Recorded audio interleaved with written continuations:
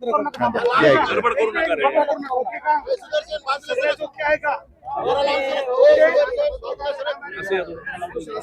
अरे तू गडबड करू नको भाऊ, कुठं जाणार आहेत का ते? लावलेत आपल्याला.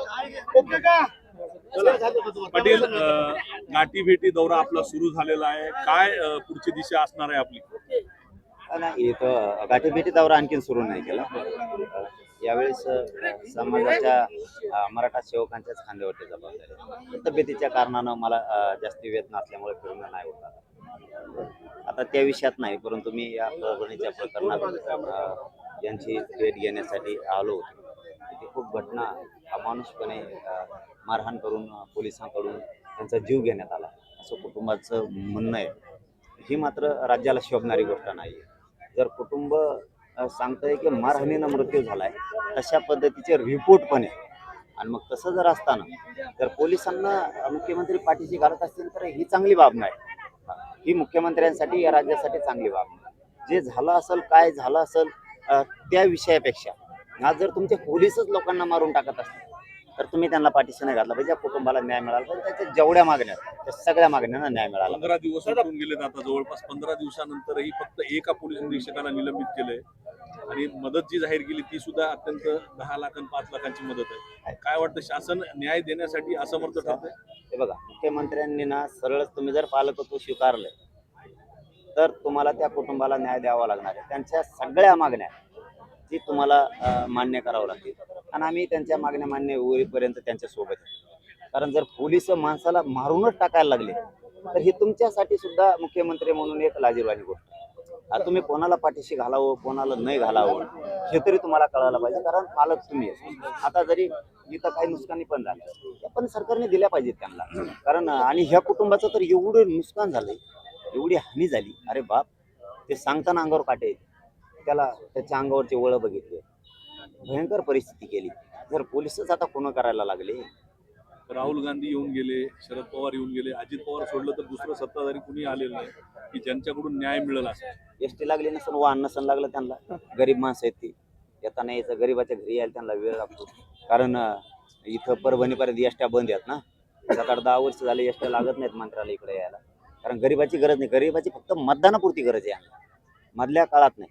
पण यापेक्षाही मी आज जाहीरपणानं मुख्यमंत्र्यांना विनंतीपूर्वक सांगतो की ह्या कुटुंबावरती खूप आघात झाला आणि पोलिसांनी इतकी मारहाण केली की त्याचा जीव त्याच्यात गेला. आणि जर पोलिस जीव घेणार असली तर पोलिसांना तुम्ही सोडला नाही पाहिजे, सगळेचे सगळे मध्ये टाकले पाहिजे, याचा छडा लावला पाहिजे. त्यांच्या सगळ्या मागण्या त्यांनी मुख्यमंत्र्यांनी मान्य केल्या पाहिजे. तुम्हाला तपासात जर तुम्हाला वाटतंय त्याचा अटॅकनं मृत्यू झाला तर हे शक्य नाही, कारण ते सांगतात की रिपोर्ट आहे मारहाणी झाला.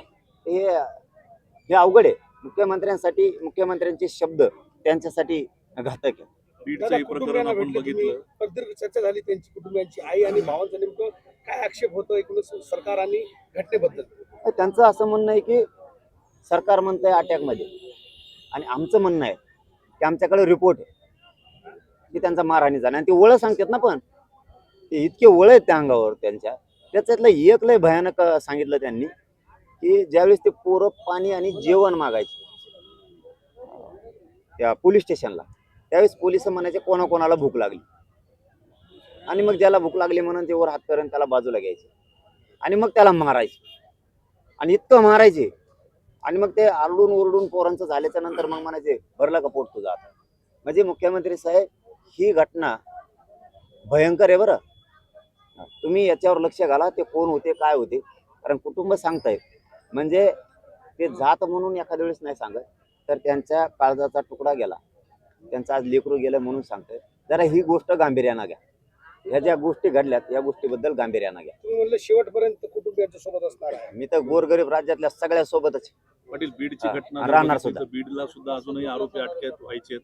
तिथली कारवाई आणि इथली कारवाई जर बघितलं तर पोलीस प्रशासन आणि गृहमंत्री असतील, मुख्यमंत्री लक्ष खरंच देत आहेत का असं वाटतंय का? लक्ष दिलं असतं तर आतापर्यंत आरोपी आले असते. चिलट चालतंय हो हे, यांना कोण विचारतंय? चिमूट भर नाहीत ते.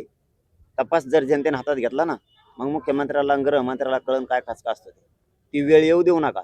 कारण मस्साजोगचे संतोष भाईचे तुम्हाला नुसते कॉल डिटेल घ्यायला, कोणी कोणाला मारहाण करताना दाखवले, कोणाला पाठिंबा दिलाय, कोणी कोणाला त्याच्यात संरक्षण दिलंय, कोणत्या मंत्र्यांनी, कोणत्या आमदारानं, कोणत्या खासदारानं दिलंय, कोणी कोणी काय पाठबळ दिलंय, हे सापडायला 20-20 दिवस लागतात. काय 20-20 दिवस लागतात तुम्हाला? आणि काय आहे, त्या कुटुंबाची मागणी आहे ना दनादन करून टाकायची.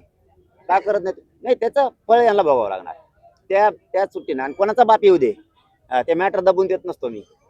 ते पूर्ण बाहेर काढणार टोटल, जेवढे त्याच्यात सापडणार. तुमच्या जर चौकशीत तुम्हाला सापडले नाही किंवा तुम्ही सापडलेले असून जर सोडले, बंदोबस्त मराठी करणार. पाटील साहेब, तुम्ही सतत हे म्हणताय की तपास जनतेने जर घेतला तर अवघड जाईल. तुम्हाला असं वाटतंय की हे जर नाही झालं तर जनतेचा उद्रेक होईल? मी आता काय म्हणत नाही, पण एवढंच सांगतो, तुम्हाला तपास लागत नसला तर जनता तपास लावणार. शेवटी बाबा, मारावं कसं याला सुद्धा खूप किंमत. त्याचे अंग सुद्धा बघू वाटत नाही संतोष भायांचे.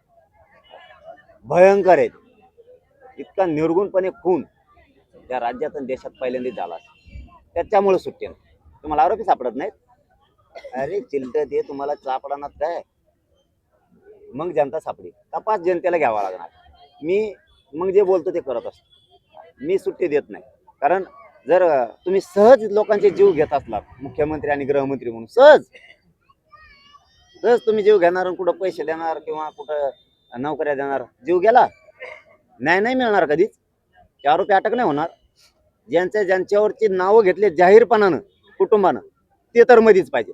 मग ते कोणी पण असू दे, कोणत्याही पदावर असू दे, शासनाच्या पदावर असू दे किंवा तो मंत्र्याच्या पदावर असू दे किंवा तो सरकारमध्ये असू दे, नाही तो कुठं असू दे, तो गेलाच पाहिजे. हे मुख्यमंत्र्याचं काम आहे. नाही गेलं तर याचा परिणाम तुम्हाला राज्यात भोगावा लागणार आहे. मी तर सोडणारच नाही. दादा, कोण वाचवते बीडच्या आरोपींना असं तुम्हाला वाटतंय? आता सरकारच म्हणायला लागेल ना वाचवतंय. सरकारमधला कोण वाचवत? अरे सरकार मधले वाचवत मी, सरकारच सगळं त्यांचंच आहे. सरकारच त्यांचं आहे दादा. जर तुम्हाला साधे कॉल डिटेल निघत नसले, जर तुम्हाला निघत नसले, संतोष भाईंचे कोणी कोणाला मारलं, कोणी कोणाला फोन करून सांगितलं, नंतर पोलिसांना सोडून द्यायचं सांगितलं, हे जे प्रकरण आहेत आता उघडे पडलेत. आणि आता तर इतके पडायला लागलेत की ज्यांच्यावर 10-15 वर्ष 20 वर्षापूर्वी अन्याय झाला होता ते सगळे बाहेर निघायला लागले. कोणाचा खून झालेला आहे, कोणावर 307 झालेली, कोणावरच्या ॲट्रॉसिट्या दाबलेल्या आहेत तिथल्या, कोणावरती बळच करायला लावलेले आहेत त्यांनी. म्हणजे हे प्रकरण सगळे बाहेर निघाले.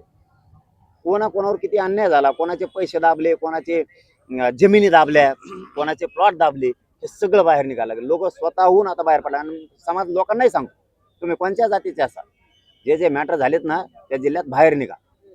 सांगा एसपींना, त्यांना येऊन सांगा असे झाले, कसं काय कारवाई होत नाही बघू. आणि त्यांना मुख्यमंत्र्यांना पुन्हा सांगतो, ते आरोपी तातडीने डांबा तुम्ही. त्यांना एकालाही सोडू नका. ज्या मागण्यात जे त्याच्यात सापडतील, जे पाठीमाग घालतील, कोण आमदार फेमदार मंत्री त्याच्यात असत, सगळे घाला. आता सुरेश धस सातत्यानं हा मुद्दा रेटून धरतायत, विधिमंडळात असो किंवा बाहेर सातत्यानं ते पाठपुरावा करतायत. कसं पाहतात? तिथं समाजाचा, तिथं राजकारणाचा काय विषय?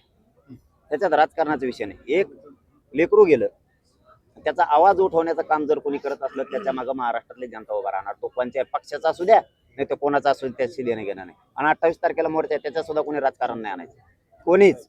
कारण संतोष भैया देशमुखांच्या मुलीनं आव्हान केलं, माझ्या बापाला न्याय देण्यासाठी सगळेजण 28 तारखेच्या मोर्चात सहभागी व्हा.